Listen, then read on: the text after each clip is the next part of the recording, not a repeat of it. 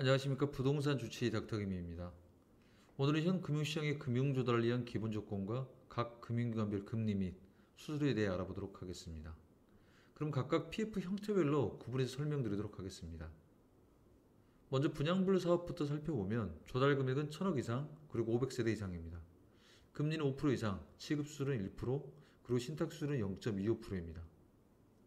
최근 PF 조달이 어려워지면서 그래도 가능성이 있는 PF가 분양불 사업인데, 하지만 이 분양불 사업을 금융결에서 읽어주려면 1군 시공사, 그것도 시공순위가 20 이내만 가능하다고 보면 될 것 같습니다. 다음 1군 시공사 민간 PF의 경우는 공사비 1000억 원 이상, 선순위 금리 6%, 선순위 취급 수수료 1%, 신탁 수수료 0.25%입니다. 그리고 증권사 책준 PF는 조달금액 200억에서 1000억 사이로 선순위 금리 6% 이상, 중순위 8% 이상, 후순위 10% 이상입니다. 취급 수수료는 선순위 취급 수수료 1%, 중순위와 후순위는 추후 협의하여 결정할 수 있습니다. 그리고 신탁 수수료는 1.7에서 2%입니다. 이어서 개발형 토지 신탁은 금리 9에서 10%, 신탁 수수료는 2.5에서 4%입니다. 다음 세금과 PF는 조달금액이 100억에서 600억, 선순위 금리 5.5% 이상, 취급 수수료는 1에서 1.5%, 신탁 수수료는 1에서 1.2%입니다. 하지만 과거보다 높은 수준인 20% 이상의 자기자본 비율을 충족해야 합니다. 저축은행 PF입니다. 조달금액 100억에서 600억, 금리는 8% 이상, 취급 수수료는 1.5%입니다. 마찬가지로 자기자본 비율을 20% 이상을 요구하고 있습니다. 다음 시중은행 및 저축은행 시설대입니다. 조달금액은 100억 원 이하 또는 1000억 원까지입니다. 금리는 5에서 12%, 취급 수수료는 1%, 신탁 수수료는 0.25%입니다. 또한 자기자본 비율을 20%를 충족하는 조건이며 총 사업비 80% 이하로 조달이 가능합니다. 다음 신협 세금부 시설대입니다. 조달금액은 100억 원 이하, 금리는 6%, 취급 수수료는 1%, 신탁 수수료는 0.25%입니다. 마찬가지로 자기자본 비율을 20% 충족하여야 하며 총 사업비 80% 이하로 조달이 가능합니다. 다음 캐피탈입니다.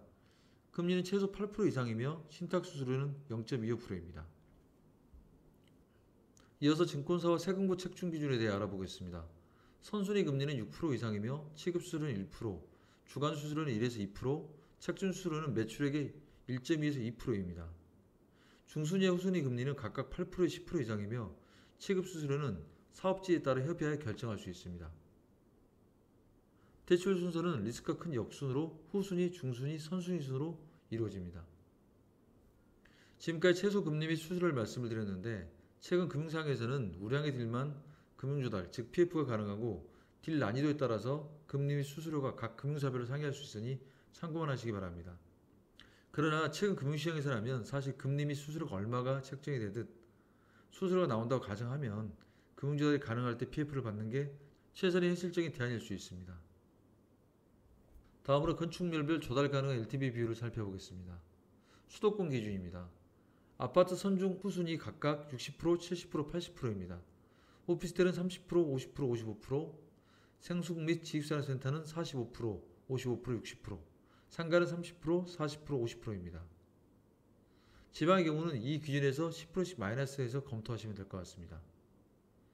다음으로 올인 코스트 부분인데, 다소 내용이 복잡하다 보니 수식만 짧게 말씀을 드리겠습니다. 올인 코스트는 이자 수익 플러스 수수료 수익을 전체 조달 금액으로 나누어서 구할 수 있습니다. 예시로 다음 표에 올인 코스트는 이자 수수료 합 42억에 취급 수수료 35억을 합한 77억을 조달 금액인 473억으로 나누어 계산합니다. 그럼 다음과 같은 16%라는 비율을 구할 수 있습니다. 마지막으로 민감도입니다. 민감도 기준, 즉 대주단 엑시트 분양률은 상업시설을 제외하고 80% 이하로 보면 될 것 같습니다. 민감도 작성 기준은 일반 PF의 경우 계약금과 중도금 합계에 상환 비율 나누기 잔금을 곱한 금액에 100을 곱하여 구할 수 있습니다.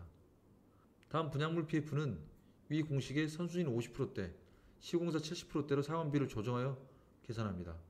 시공사 상환 비율은 시공사별로 70%에서 90%로 협의하여 조정하고, 민감도 심의 기준은 선중 후순위, 건물별, 지역별 적정 LTV를 보고 상가를 제외한 민감도 80% 이하, 건물별 적정 사업 수익률과 분양성을 검토하여 심의합니다.